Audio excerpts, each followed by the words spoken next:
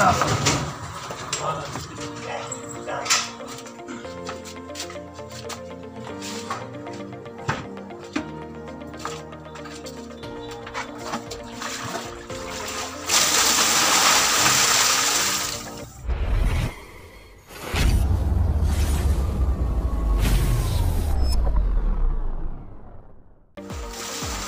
para hindi ako mahirapan sa pagkuha ng isda guys o sa paghahanap, lilimasin ko muna itong tubig sa tub.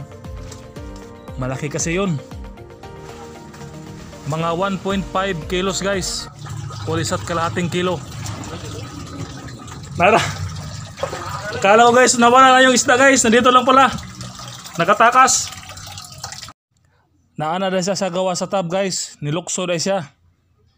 Grabe namang pangita sa tab. Wala na, naada sa gawas. Hey, di. Today? Ay, gahapon pa na kang. Look! Buti na lang, nahuli pa. Kaya pala wala na sa tubig o sa tab. Nasa labas na pala siya. Tumalon. Hindi pa. Ano lang yan? Kagabi pa lang yan. Isang dalang araw siguro. Hindi na pwede ka. Ulo do. Huge. Sayang guys, sayang. Mga dalawang araw to nawala. Akala namin nakatakas na. Nasa sulok lang pala. Pero hindi na pwede kainin to kasi ang daming uod. Hindi na pwede, sayang. So, dahil hindi ito na pwede kainin guys, hindi na pwede kasi may uod na. Pagkain natin ito sa piya or pusa. Ihawin na lang ito, pagkain sa pusa. Ang swerte naman ng pusa na yan. Ang swerte ng pusa guys. O guys, dalawa ka, duha ka dangaw. Guys, isog ba nato siya karon guys o iihawin kasi hindi na to pwede kainin, ipakain na to sa piya. Ano?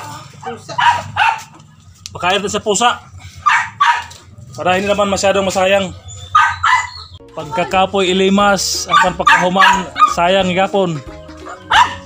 Ay kalibutan guys.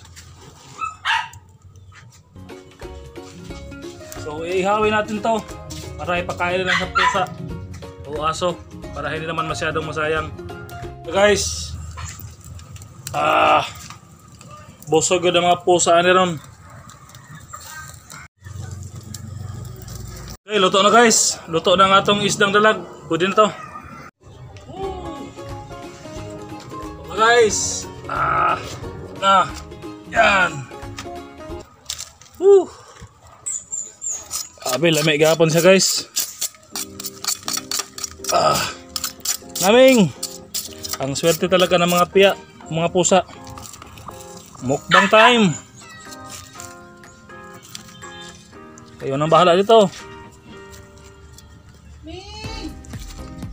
So pagkaon na nato ni guys.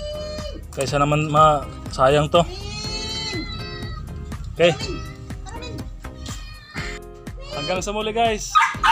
Hindi mo na tayo makapagluto ngayon. Minalas. Okay.